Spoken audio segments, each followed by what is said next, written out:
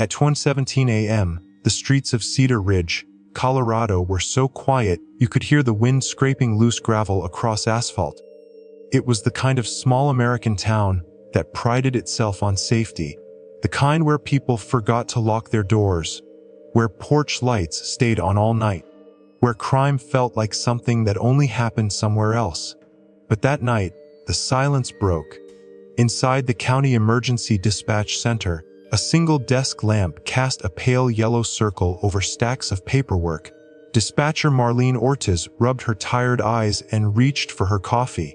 The graveyard shift had been slow, just a few noise complaints and a call about a raccoon trapped in someone's garage.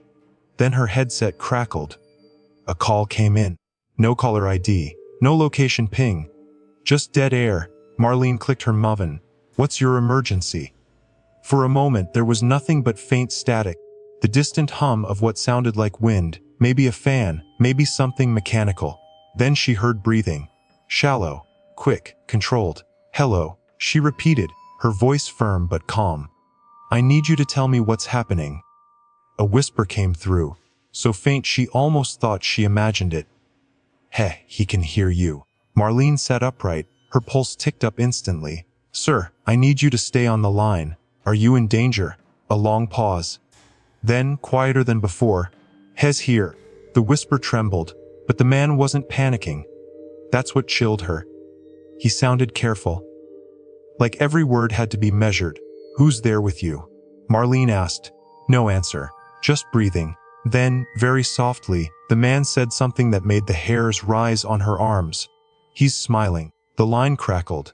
A faint sound drifted through, not a voice, not clearly, more like a subtle movement. A creak, the faint scrape of something dragging slowly across a floor. Marlene's training kicked in. She typed rapidly, trying to triangulate the call, but the system couldn't lock onto a location. "Sir," she said, lowering her voice instinctively, "I need you to tell me where you are. Can you see an address, a street sign, anything?" The whisper came back, shaky now. "Basement." Her stomach tightened. "Okay," she said. "That's good. That's helpful. Are you hiding?" A pause, then another sound, this time unmistakable. Footsteps, slow, heavy, and close. The breathing on the line became uneven. Marlene leaned forward, heart pounding. "Listen to me. Stay quiet. I'm going to get help to you. Just stay on the phone." She motioned frantically to her supervisor across the room. He rushed over as she scribbled a note: active threat. Caller whispering. Possible home invasion. The supervisor began working another console, trying to force a trace. On the line, the caller whispered again. "Don't send them." Marlene blinked. "What?" "Don't send anyone," he said. "If they come, he'll know." Another creak. A slow, deliberate thud. The kind of sound you only hear when someone is descending wooden stairs. Step. Pause. Step. Marlene felt cold all over. "Sir," she said, struggling to keep her voice steady. "If someone is trying to hurt you, we have to send officers." "No," the whisper insisted. "You don't understand." The footsteps stopped. The breathing on the line stopped. For a moment, there was nothing. Absolute silence. Then, a new sound entered the call. A second set of breathing, deeper, calmer, much closer to the phone. Marlene's mouth went dry. "Sir," she whispered. No response. Instead, she heard a low voice, not whispered, not strained, calm, almost casual. "So," the voice said slowly, "you called for help." Marlene froze. Every instinct told her not to speak, but she forced herself. "This is 9/11, she said. "Who am I speaking to?" The voice didn't answer her question. Instead, it chuckled softly. "You can't help him." A sudden scuffle burst through the line, a muffled gasp, the sound of something knocking over, a sharp thud. Then a whisper again, desperate this time, choked. "Please." The line went dead. Just like that. Silence filled the dispatch room. Marlene stared at her screen, waiting for the system to reconnect. Nothing, no location, no number, no trace. Her supervisor looked at her, face pale. "You get anything?" She shook her head slowly. "No." Outside, Cedar Ridge remained quiet. Still, peaceful, like nothing had happened at all. But somewhere in that sleeping town, in some unseen basement, someone had whispered for help. and someone else had been standing close enough to hear every word. By sunrise, Cedar Ridge looked exactly the way it always did, calm, predictable, almost painfully normal. Joggers moved along Maple Avenue with headphones in, coffee shops opened their doors, and kids waited for school buses beneath the pale winter light. But inside the Cedar Ridge Police Department, the mood was tight, restless. Detective Aaron Blake hadn't even taken off his jacket when the night supervisor slid a report across his desk. "You need to listen to this," she said. Blake frowned. "Another prank call."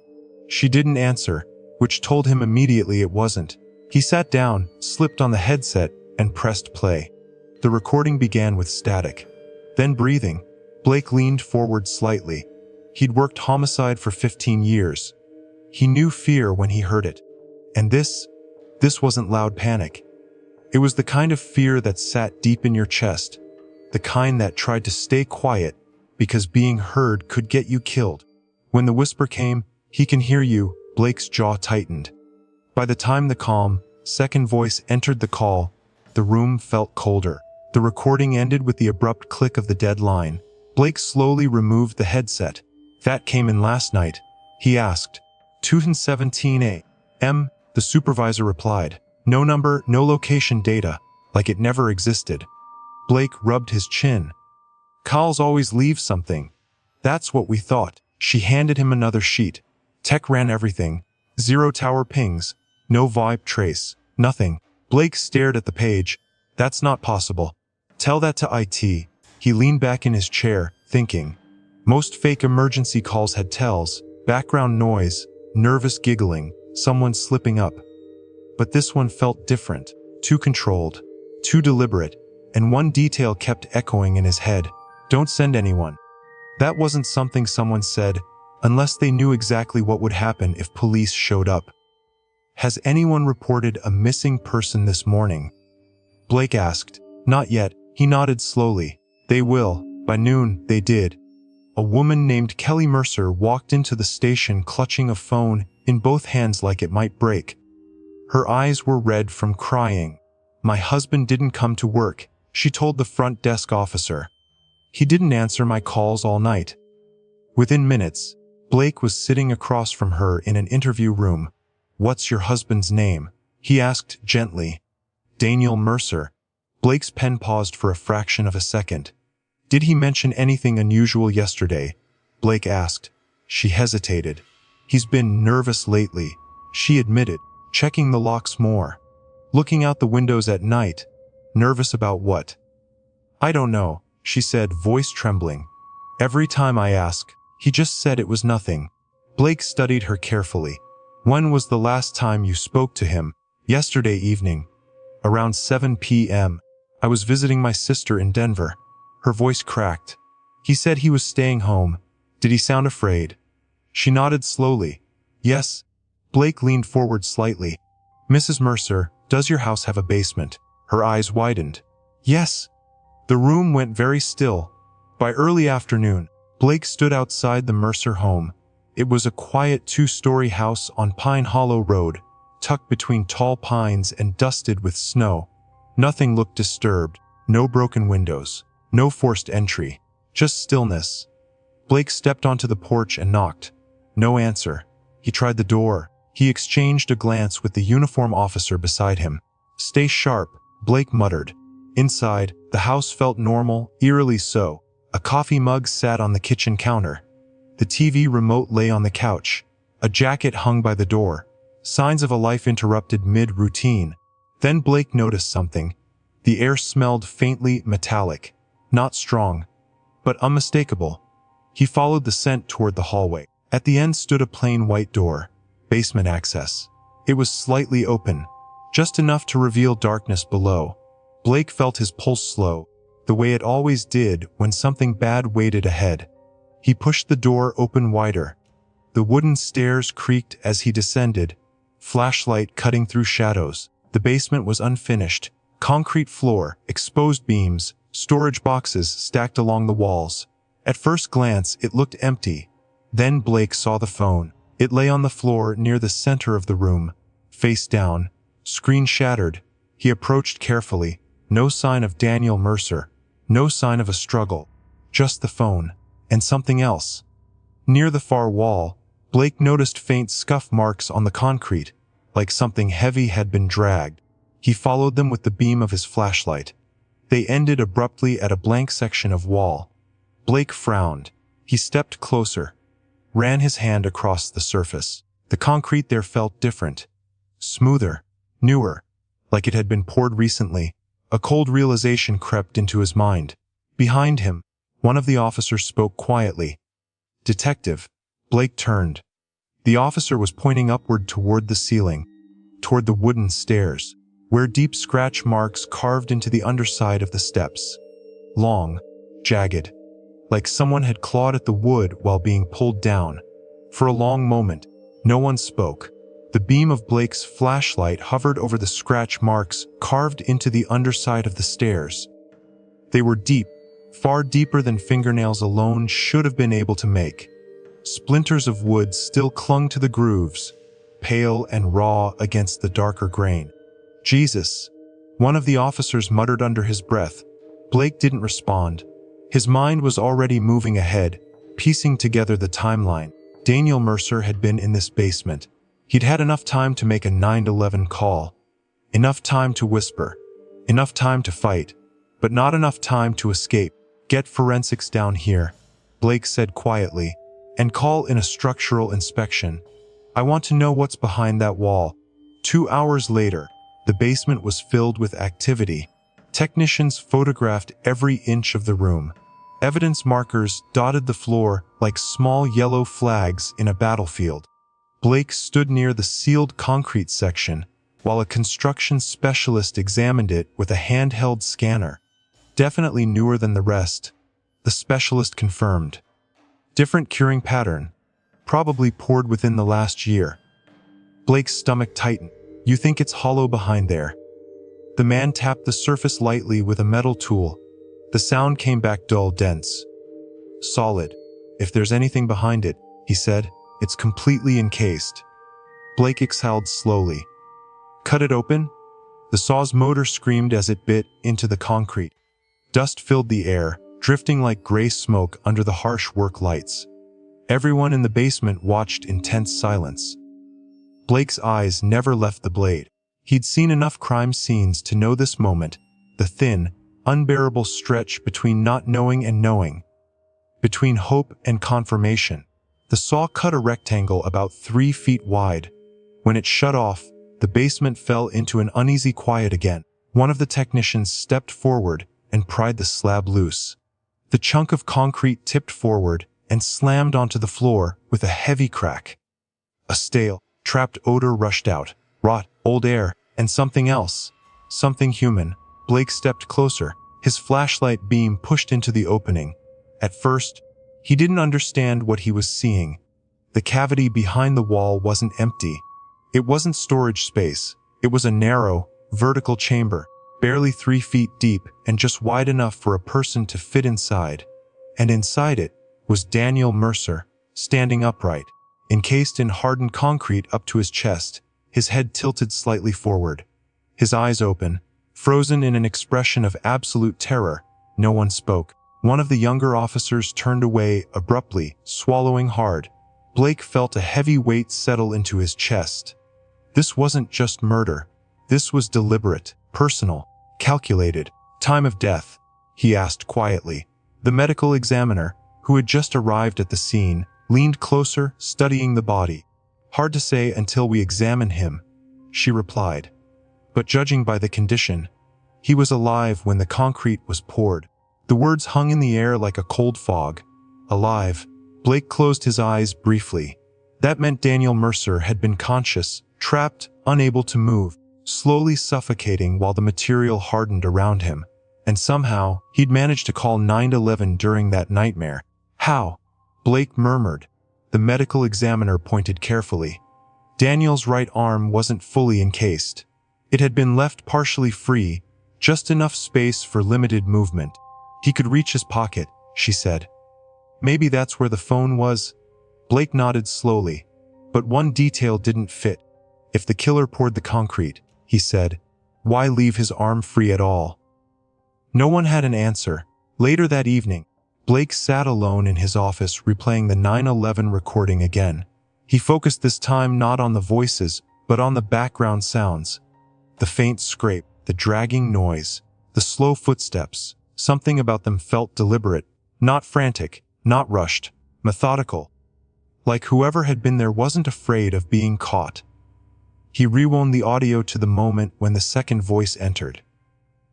"So you called for help." Blake listened to the tone carefully. Calm, controlled, almost amused. Then something else struck him. The caller had said, "Don't send anyone.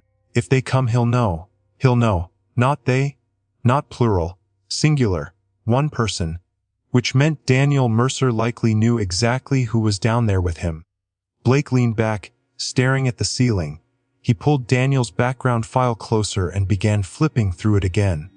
Bank records, employment history, personal contacts. Nothing unusual at first glance. Stable job, no criminal record, no known enemies.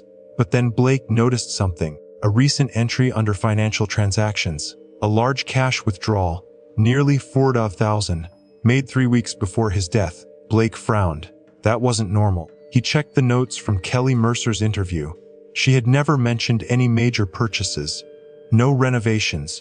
No business investments. No medical emergencies. So where had that money gone? Blake felt a quiet unease creep through him. Because one possibility rose above all the others. What if Daniel Mercer hadn't been a random victim? What if he had been paying someone? And what if, for some reason, he had stopped? The bank footage arrived just after midnight.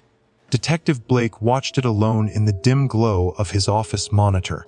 The security camera showed Daniel Mercer standing at the teller counter 3 weeks before his death, calm but tense, fingers tapping lightly against the desk as he waited. He kept looking over his shoulder, not casually, not the way people do when they're bored. He looked like a man checking whether someone had followed him inside. The timestamp rolled forward. Daniel signed the withdrawal slip. The teller counted stacks of bills. Daniel stuffed the cash into a plain manila envelope. Then, just before he left the frame, something happened that made Blake lean forward. Daniel didn't walk toward the exit immediately. Instead, he paused near the lobby entrance. He looked straight at someone off camera and nodded. Not a greeting. Not friendly. It was the kind of nod people give when confirming an agreement or acknowledging a threat. Blake scrubbed back through the footage, paused on Daniel's face, zoomed in. The expression wasn't relief. It was dread. 2 hours later, Blake stood in the quiet Mercer living room with Kelly seated across from him. Her hands wrapped around a mug she hadn't touched. "There's something we need to talk about," Blake said gently. Her eyes were swollen from crying. "What is it? Did Daniel ever mention paying someone, giving money to anyone recently?" She hesitated, then slowly nodded. Blake's pulse quickened. "He told me once about 2 months ago," she said quietly. "He said someone had been coming by the house while I was at work." "Coming by how?" "He said they'd leave notes," she whispered. "Slipped under the front door." Blake leaned forward. "What kind of notes?" Kelly swallowed hard. "They never asked for money directly. They just said things like, 'We know what you did.'" The room went still. Blake's voice lowered. "What did Daniel do?" Tears slid down her face. "He wouldn't tell me," she said.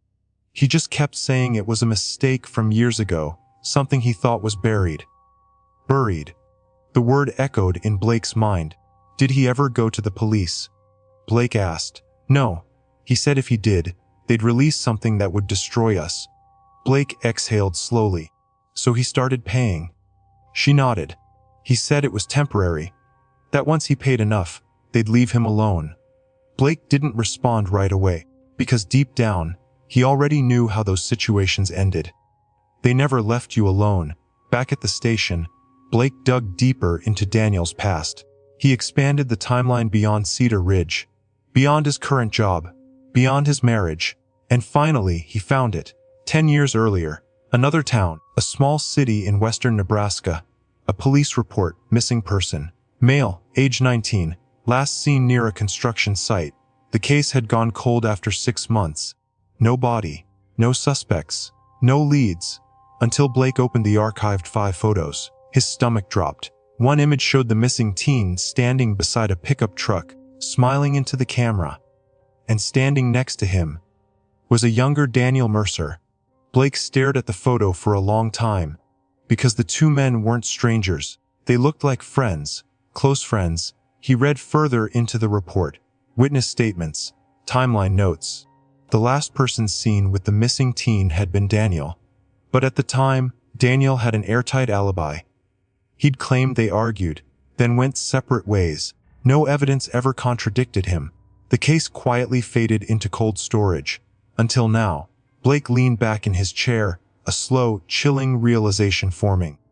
If someone had discovered the truth about that disappearance, they wouldn't need to threaten Daniel with lies. They would have proof. And if they had proof, they had leverage, which explained the notes, the payments, the fear, but it didn't explain the method of the murder. Blake stood abruptly, because another thought struck him. If Daniel had killed someone years ago, and someone recently uncovered it, there was only one question that mattered. Who? The answer came sooner than he expected. At 30:12 a.m., dispatch called Blake directly. "Detective," the operator said, voice tight. "We just received something." "What kind of something?" "A package." "From who?" "No return name." Blake drove to the station immediately. Inside the evidence room sat a plain cardboard box. No markings, no fingerprints on the exterior. Inside was a single item, a USB drive. Blake plugged it into an isolated computer. A video file appeared. He pressed play. The footage opened in darkness. Then a dim basement light flickered on. The camera angle was fixed, positioned high like from a shelf. It was Daniel Mercer's basement. The same one. The same unfinished walls. The same concrete floor. In the center of the frame stood Daniel. Alive, trembling. His hands were bound behind him. Facing someone just outside the camera's view, a voice spoke from off-screen. Calm, controlled. "You told them we went separate ways." Daniel's voice shook. "I was scared." "You buried him?" the voice said flatly. Silence filled the room. Then Daniel whispered. "It was an accident." A long pause followed. Then the voice spoke again. "Accidents don't get covered in concrete." Blake felt his blood run cold, because the camera shifted slightly, and for just a split second, the edge of a reflection appeared in a metal surface, revealing the face of the person behind the camera. Not a stranger, not an unknown blackmailer, but someone Blake recognized instantly, someone who had stood inside that basement earlier that day, watching the wall being cut open. One of his own officers. Detective Blake watched the frozen frame over and over until the image began to blur from sheer disbelief. It wasn't possible. It couldn't be. But the reflection in the metal surface was clear enough to leave no doubt. Officer Nate Holloway. 29 years old. 3 years on the Cedar Ridge Force. Clean record. Calm under pressure. The kind of cop supervisors described as steady. Blake had stood shoulder to shoulder with him in Daniel Mercer's basement less than 12 hours ago. He remembered Holloway holding a flashlight. Remembered the quiet way he'd studied the concrete wall. Remembered how he hadn't seemed surprised when the body was found. A cold, nauseating clarity settled over Blake. Holloway hadn't been shocked. He'd been watching, waiting, making sure everything unfolded exactly the way he wanted. Blake didn't call it in immediately. He couldn't. Not yet. If Holloway had gone this far, orchestrating a blackmail scheme, a calculated murder, and then sending that video, he was smart enough to anticipate suspicion, and desperate enough to do anything to avoid being caught. Blake quietly pulled Holloway's personnel file. There was almost nothing unusual. Local kid. Grew up 2 towns over. Joined the academy straight out of community college. Family history: 1 older brother, deceased. Blake's stomach tightened. He opened the record attached to the name. The missing person case from Nebraska. The 19-year-old who vanished 10 years ago. His name was Ryan Holloway, Nate Holloway's brother. The room felt suddenly smaller. Everything clicked into place with brutal precision. The anonymous notes, the carefully worded threats, the demand for money, not justice. Nate hadn't gone to the police when he discovered what Daniel Mercer had done. He hadn't wanted an arrest. He'd wanted something else. Control, punishment, and eventually, something far worse. Blake left the station quietly just before dawn. He didn't tell anyone where he was going, because he knew exactly where Holloway would be, back at the Mercer house. One last visit, one last look at the scene, one last chance to make sure there were no loose ends. The winter air cut sharp and cold as Blake approached the quiet street. The house looked unchanged, silent, still, the porch light glowing faintly against the gray sky. But as he stepped closer, he saw it. A patrol car parked down the block. Unmarked. Engine off. Blake's pulse quickened. He moved slowly toward the house, hand resting near his holster. The front door was slightly open, just like before. Inside, the house was silent. Too silent. Blake moved carefully down the hallway, toward the basement door. It stood wide open now. Light spilled up from below. He descended slowly, one step at a time. Each creak of the wood sounded deafening. When he reached the bottom, he saw him. Officer Nate Holloway stood near the exposed concrete chamber, staring at the empty space where Daniel Mercer's body had been removed. His back was turned. He didn't look surprised when Blake spoke. "It was your brother." Holloway's shoulders rose and fell slowly. Then he nodded once. "Yeah," he said quietly. "Ryan." He turned around. His face wasn't angry, wasn't frantic. It looked tired. He trusted Mercer, Holloway continued. They were working construction together. Mercer killed him during an argument, then buried him in a foundation pour at a job site. Blake felt a chill crawl through him. "You found out later." Holloway nodded again. "Years later, when the building got demolished, they found bone fragments mixed in the concrete." Blake's voice hardened. "So you blackmailed him?" "I needed him to live with it," Holloway said. "To feel trapped. To know someone was watching." Blake stepped closer. "And then you decided to kill him." Holloway's eyes flickered with something darker.